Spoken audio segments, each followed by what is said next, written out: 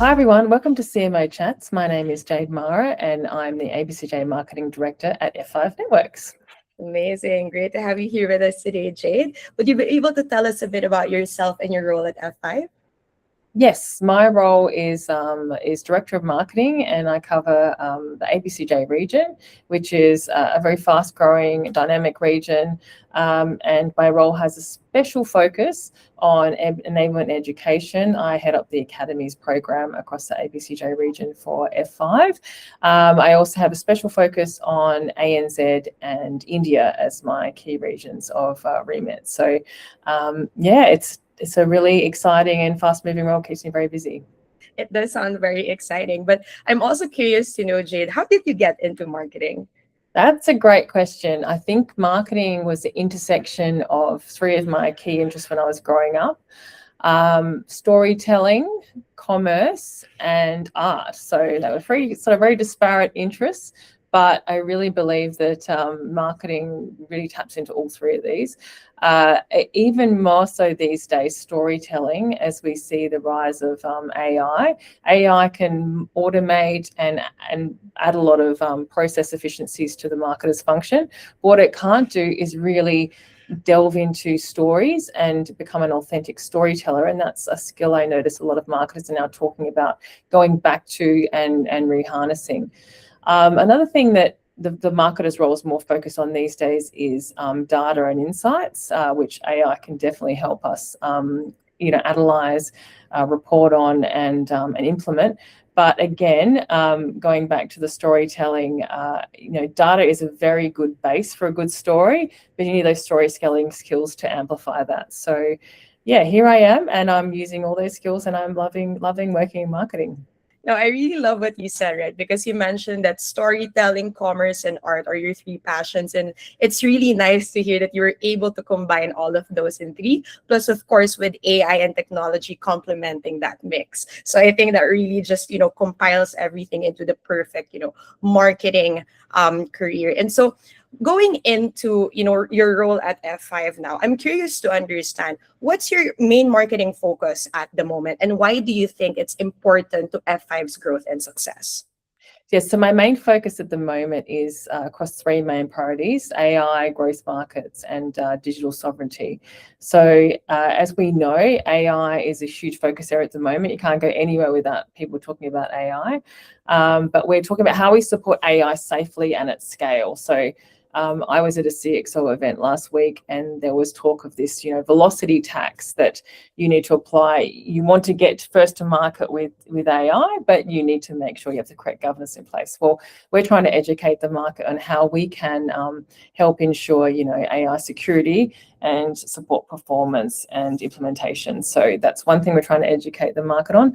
The other one would be tied up a twofold, really: digital sovereignty, which is a growing trend we're seeing as the geopolitical tensions rise around the world. A lot of countries are wanting to reinforce digital sovereignty, and so they are building AI factories and their own infrastructure. So we are central to that theme, and we are in those markets talking around that and how we can support that. And the third thing would be kind of tied to that is the growth economies across APCJ. So as we know, the increased digitization and the development of a lot of these markets in APCJ, namely ASEAN and India, are really growing very, very rapidly. We're here to support that growth, and F5 is behind that sort of digital backbone. So we're powering a lot of that growth initiative. So yeah, really to capitalize on those three central themes. They are very interrelated, and really making sure that we are meeting the moment there. I think it's really good to hear also that, F5 is really championing a lot of these concepts forward and really just understanding the needs of the market at the moment. And so that brings me sort of into the next question, right? You brought up a lot of these different concepts, also particularly about educating the market at the moment. But I'm also curious to know, from your perspective, what would you say is the biggest challenge that marketers are facing today? I'll be boring and I'll say AI, the word AI again, but I feel like AI is both a boon and a challenge. It's a double-edged sword. whilst it's a powerful enabler that can help us improve our speed and our scale and efficiency, it can also, if it's overly automated or poorly executed, which I've been at the receiving end on, it can be very alienating. You're sort of like, I don't want to be involved in this process, or I want to opt out of this this marketing loop. So I feel like marketers must be very careful about how they adopt it, and always, like everything, it goes back to the foundations. If you don't have the correct message, if your use case is off, if you're not choosing the appropriate channel to connect, then that's going to be an instant fail. So that would be number one. The second thing, I think, and I've talked about this ad nauseum, is around attribution. Our challenge of being, we become a very, because of the amount of data at our disposal, become a very metric obsessed part of the organization. But sometimes there is outdated measurement and attribution models that we look at. And a lot of the times we need to adapt and make sure that this metric obsession and the metrics that we're trying to adhere to are not driving the wrong behaviours and incentives for marketing teams. So we want to make sure we're not pushing towards volume over impact.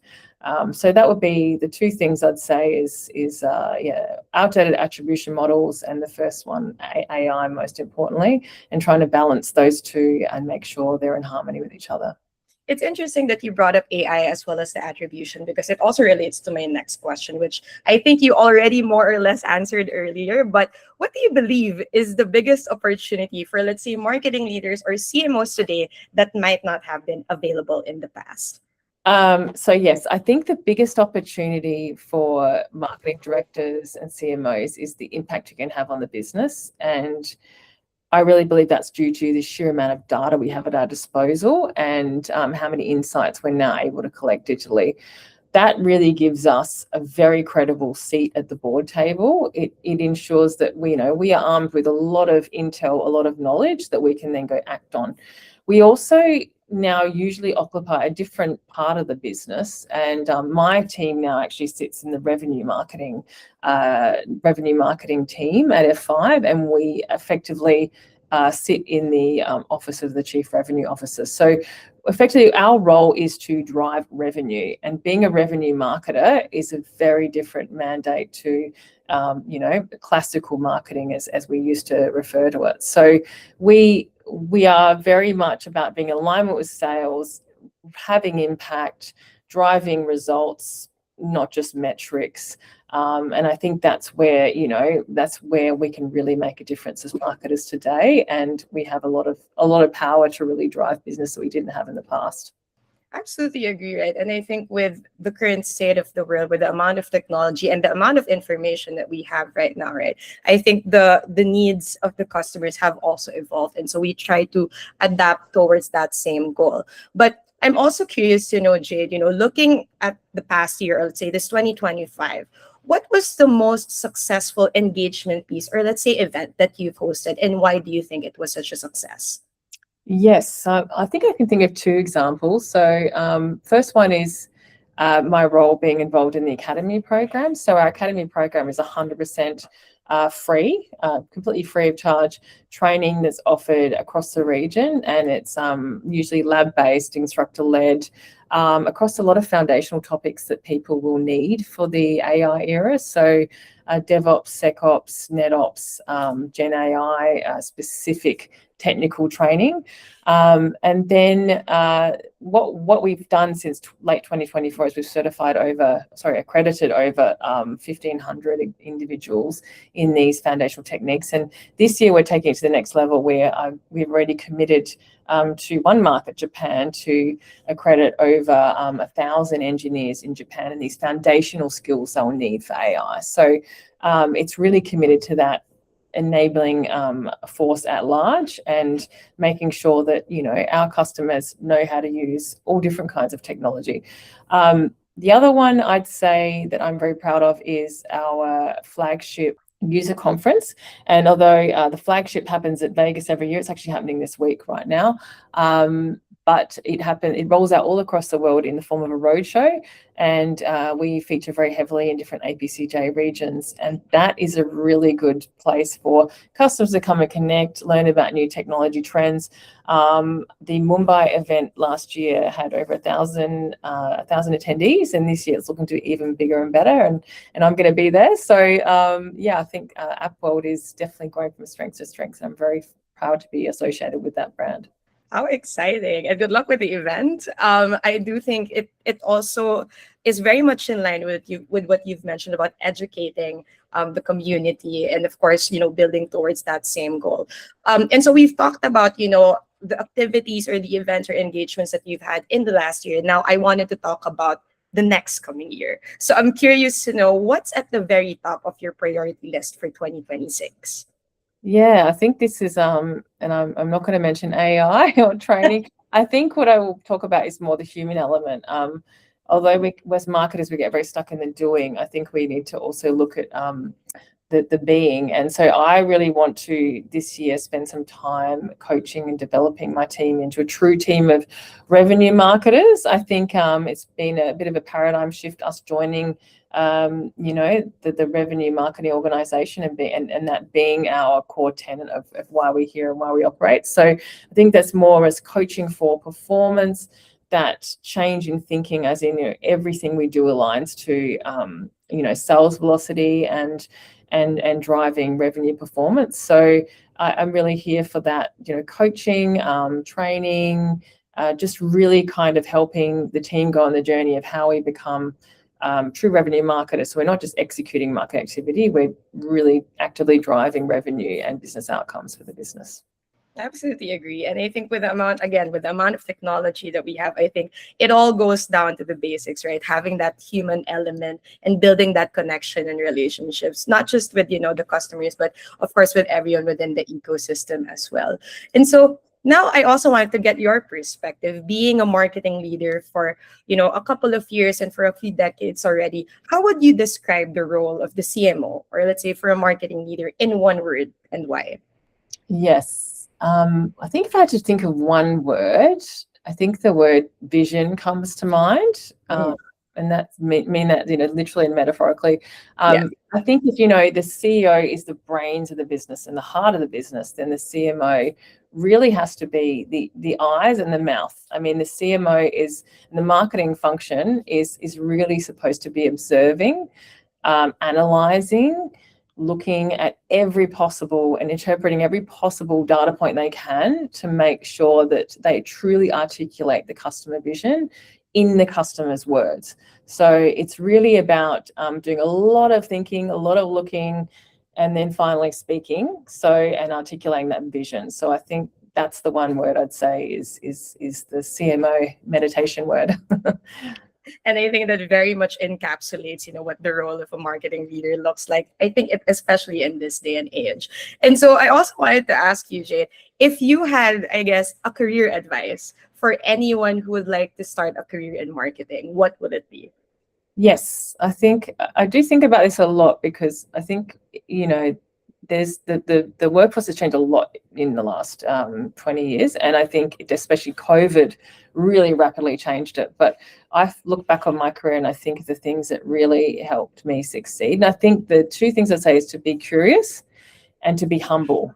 And the reason why you need to be both of these things at once is you never know or who your next insight could come from.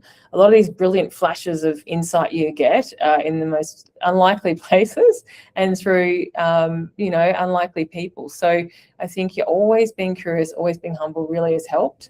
I think the other thing I'd say is to not be in a hurry to get your next promotion.